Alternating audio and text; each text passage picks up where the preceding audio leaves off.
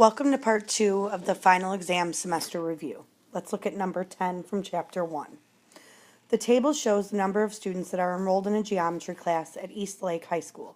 Write an equation that represents the number of students enrolled in geometry.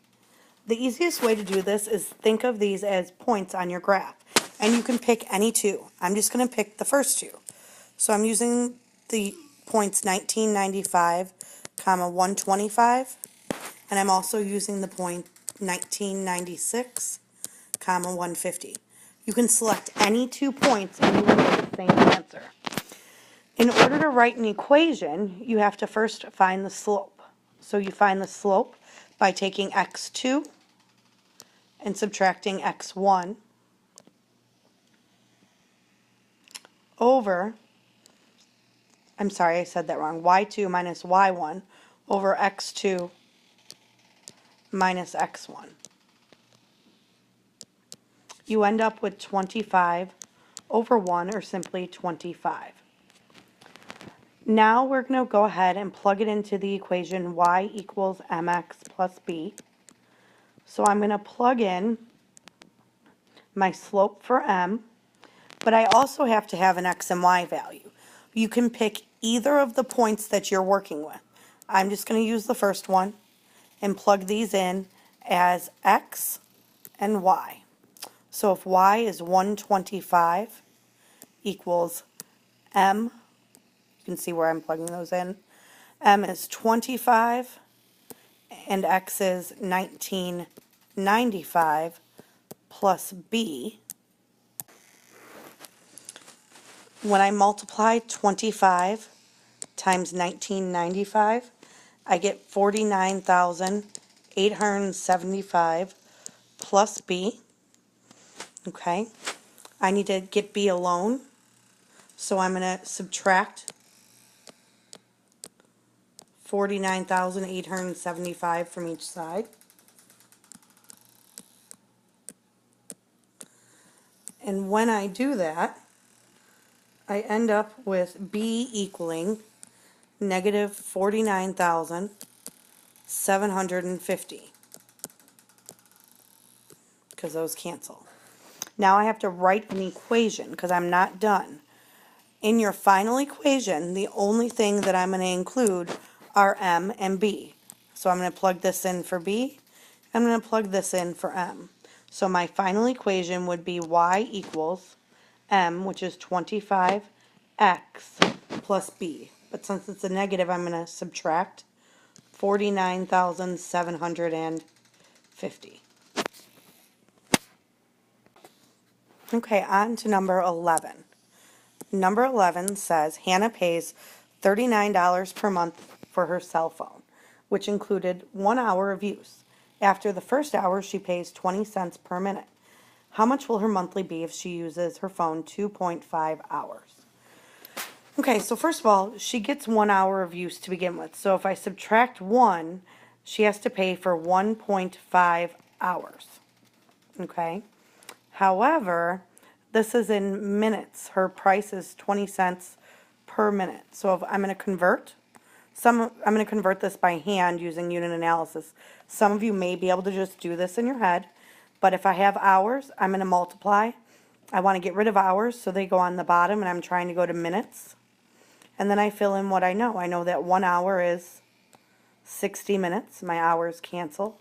When you multiply up top, 1.5 times 60 over 1, you end up with 90 minutes. So she has to pay for 90 minutes. And they're 20 cents each. So you do 90 times, now you don't do 20 because this is cents. So 90 times 0.20 is going to give you $18. That is not her total bill, because she pays $39 per month plus the $18. You end up with a $57 bill. I'm going to move on, so pause it if you need to write this down. Number 12, solve the inequality, then graph your solution. So when you solve inequalities, it's very similar to solving when it's an equal sign. The only difference is if you multiply or divide by a negative, you have to flip over the inequalities. So if I want to get x alone, I move anything on the same side that's being added or subtracted by doing the opposite, which means I should add 5 to each side. I'm left with 6x. The negative 5 plus 5 gives me 0. 37 plus 5 is 42. To get rid of the 6 that's being multiplied, I divide, and this says x has to be greater than or equal to 7. So on my number line, maybe I'll do a 6, 7, and an 8. Because I have an or equal to sign, that means I have a closed circle. If it was just greater than, I would leave it open. Notice x is on the big open end, so x has to be bigger. I get bigger by going to the right. Excuse me here. I'm having technical difficulties. Let me fix this. Okay. So we're going to shade to the right because x is on the big open end. It's getting bigger. 13. Solve each compound inequality, then graph the solution. So we're going to solve these separately to begin with. So 8x is greater than or equal to 24. I have to move anything that's being added or subtracted to x, which is nothing. So I'm just going to instead move the 8. It's being multiplied, so I divide. So x has to be greater than or equal to 3. Then I'm going to go over here and do the second equation. Negative 2x plus 1 is greater than 13. I get rid of what's being added or subtracted on the same side of the equal sign. So I have a plus 1. I do the inverse or opposite. Subtract 1. I bring down the negative 2x. 1 minus 1 goes away and gives me 0. 13 minus 1 is 12. Negative 2 is being multiplied. So to undo that, I use division. Now be careful here. I'm dividing by a negative, so I have to flip over this inequality sign. And 12 divided by negative 2 is negative 6. So I'm going to graph each of these on the number line. Negative 6, positive 3. At 3, I should have a closed circle because it's an or equal to. At negative 6, I have an open circle because it's just less than or greater than. So again, when you have the or equal to, that means closed circle. When it's just greater than or less than, it's an open circle. Now, if it was an and problem, you'd look where they overlap. This is an or problem, so I'm just going to graph each of them and let them lie where they are. So the first one says x has to be greater than 3 because x is on the big open end. So I'm going to shade to the right of 3.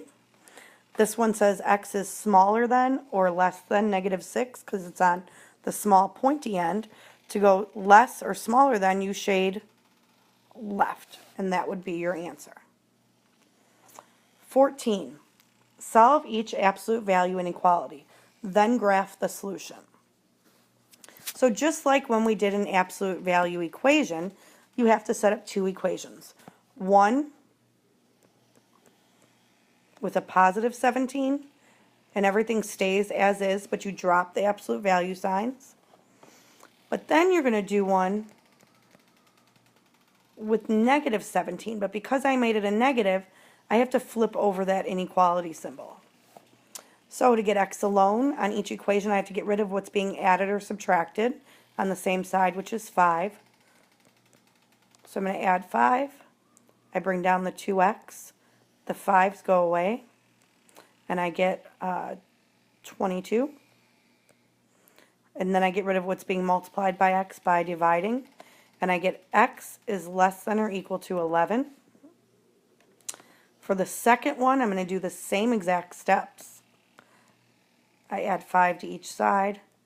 I get 2x equals negative, I'm sorry, not equals, is greater than or equal to negative 12. And I divide by 2. Now pay attention here. I didn't divide by a negative. So it stays x is greater than or equal to negative 6. I know this is squished over here. So x has to be greater than or equal to negative 6, and x has to be less than or equal to 11. So let's go ahead and graph those. So negative 6, positive 11. They're both going to be closed circles because they're or equal to.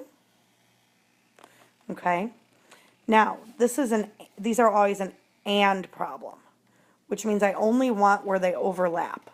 So I'm going to kind of draw beneath it, each one, and then we can figure out where they overlap. So if I do the x is less than or equal to 11, that would tell me to shade left all the way. But if I go ahead and do the x is greater than or equal to -6 over here, I'll do this one in green. Greater than or equal to means from -6 I have to shade to the right. And in the end, I'm only interested where they overlap because it's an and problem. So I'm only going to shade in the middle because that's where it's both red and green.